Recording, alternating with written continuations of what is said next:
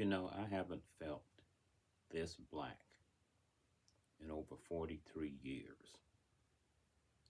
I'm 66 years old, and 43 years ago, I left home in rural Texas. I had come back home with my shiny bachelor's degree from Florida A&M University. And I didn't even know that I had won the honor of being the most outstanding performer in marketing because I earned a bachelor's degree in marketing, School of Business and Industry. That was a big accomplishment because I was the first person in my family to go directly from high school to college and graduate. There were nine of us, so I'm the youngest. So my eight brothers and sisters before me. Some earned college degrees later in life, so you never give up. But I came home like many people do, and I was going to make my mark where I grew up, around my family, around my friends.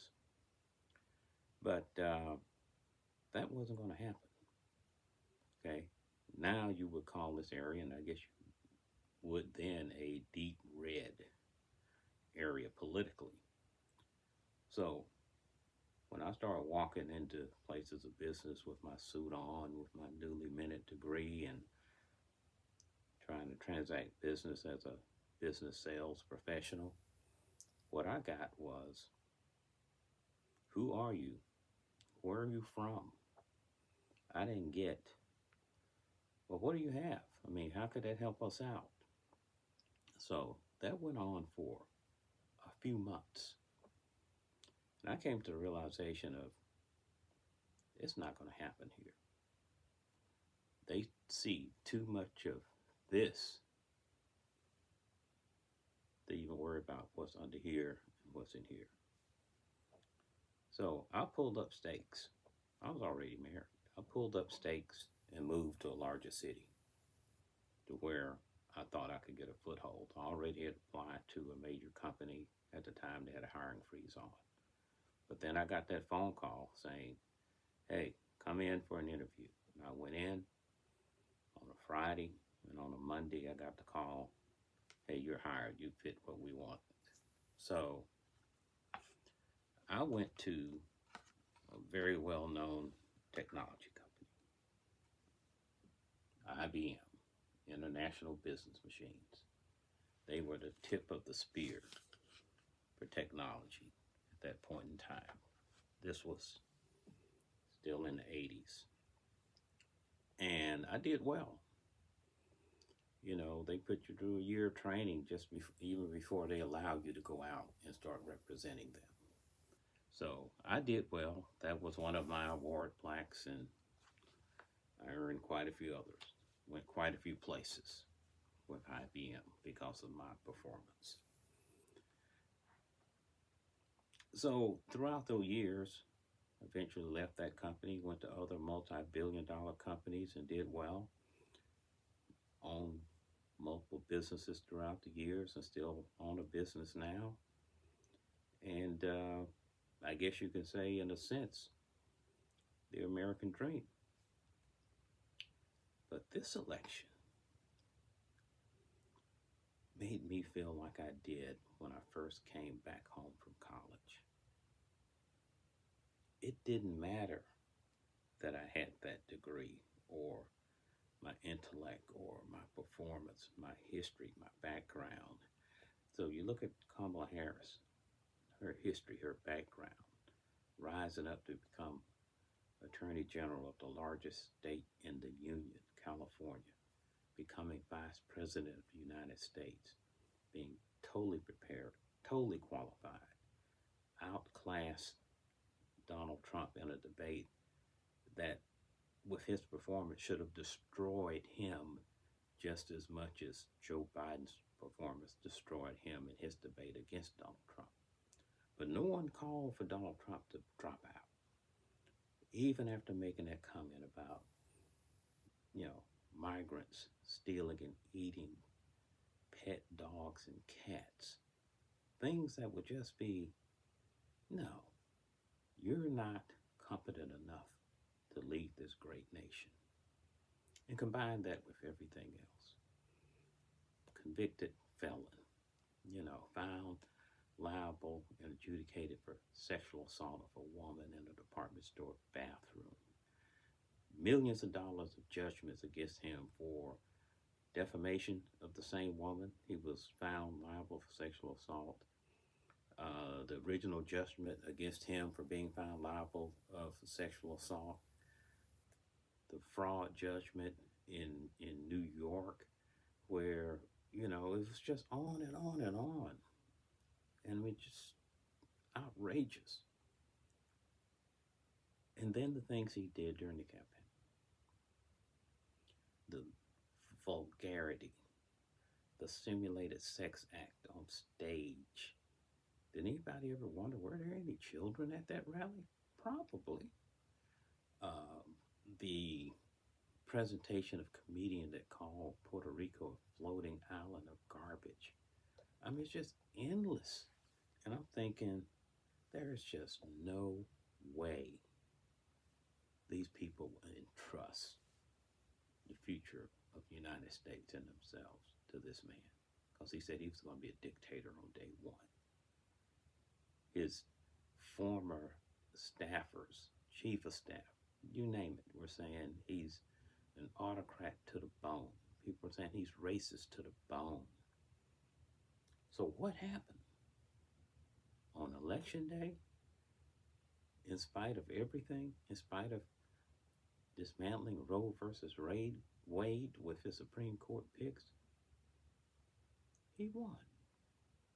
Not only did he win, but he won in such a way that was such a rejection to the idea of having a black woman as the head of state of this country, to sit in a house that was built by slave labor, the White House, was so abhorrent to these people that they voted for this convicted felon, this sexual assaulter, this adulterer who slept with a porn star while his wife was at home with their 4-month-old baby. They rejected blackness.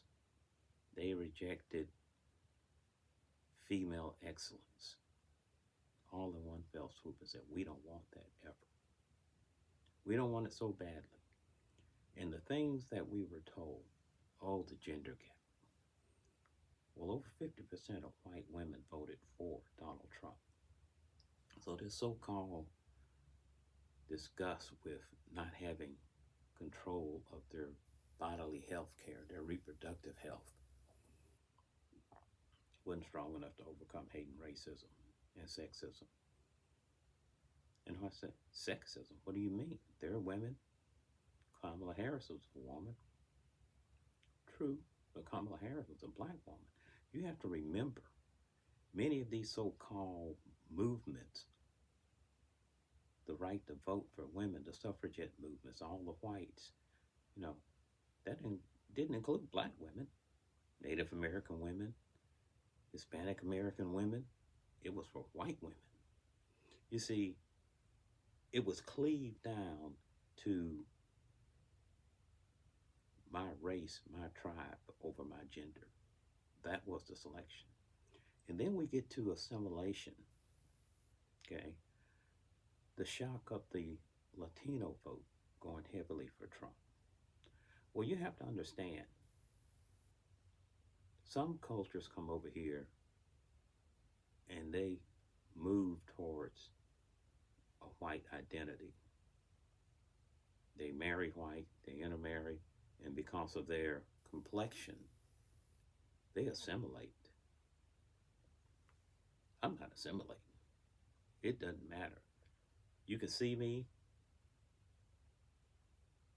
quarter-mile away. And I'm not going to pretend that I'm over there, because I'm not, and I can't be. Because regardless, you see what happened to those that tried to cross over. The senator, the representative, the opinion person. Yes, I'm talking about Tim Scott. I'm talking about Byron Donalds. I'm talking about Candace Owens. They were waiting for their reward for being good, faithful servants. What did they get?